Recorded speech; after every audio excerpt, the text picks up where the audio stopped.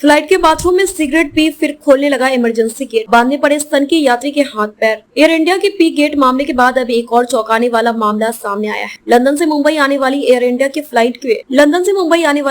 की फ्लाइट में एक 37 साल के शख्स को फ्लाइट के टॉयलेट में स्मोकिंग करते पकड़ लिया गया। रत्नाकर करुणाकांत द्विवेदी के खिलाफ आईपीसी की धारा 336 और विमान अधिनियम 1937 की धारा 22, 23 और 25 के तहत मामला दर्ज किया। वह इस मामले को लेकर एयर इंडिया के क्रू मेंबर ने सहार पुलिस को बताया उड़ान भरने के दौरान फ्लाइट में धूम्रपान की अनुमति नहीं है, लेकिन जैसे ही वह बाथरूम गया तो अलार्म बजने लगा और जब हम सभी चालक दल बाथरूम की ओर भागे तो देखा कि उसके हाथ में एक सिगरेट है। उन्होंने आगे बताया, फिर रमाकांत ने चिल्लाना शुरू कर दिया।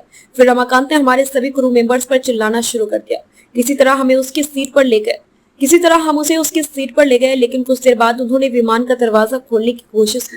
इसके बाद इस व्यवहार से सभी यात्री डर गए और उसने उड़ान में नौटंकी शुरू कर दी। वह नहीं था। एयर इंडिया के चालक दल के सदस्यों ने सहार पुलिस को बताया कि रमाकांत हमारी एक भी बात सुनने के लिए तैयार नहीं था और वह सिर्फ चिल्ला रहा था, जिसके बाद हमने उसके हाथ पैर बांध दिए और उसे सीट पर बैठा दिया। इसके बाद वो अपना सिर पीटने लगा। पुलिस ने कहा कि यात्रियों में एक व्यक्ति डॉक्टर था, उसने आकर उसकी जांच की। फिर रमाकांत ने कहा उसके बैग में कुछ दवा है, लेकिन बैग की जांच करने पर एक ई सिगरेट बरामद हुई। रमाकांत को सहार पुलिस को सौंप दिया गया, जहाँ उसे पुलिस ने हिरासत में लेकर आईपीसी की विभिन्न धाराओं के तहत मामला दर्ज किया है।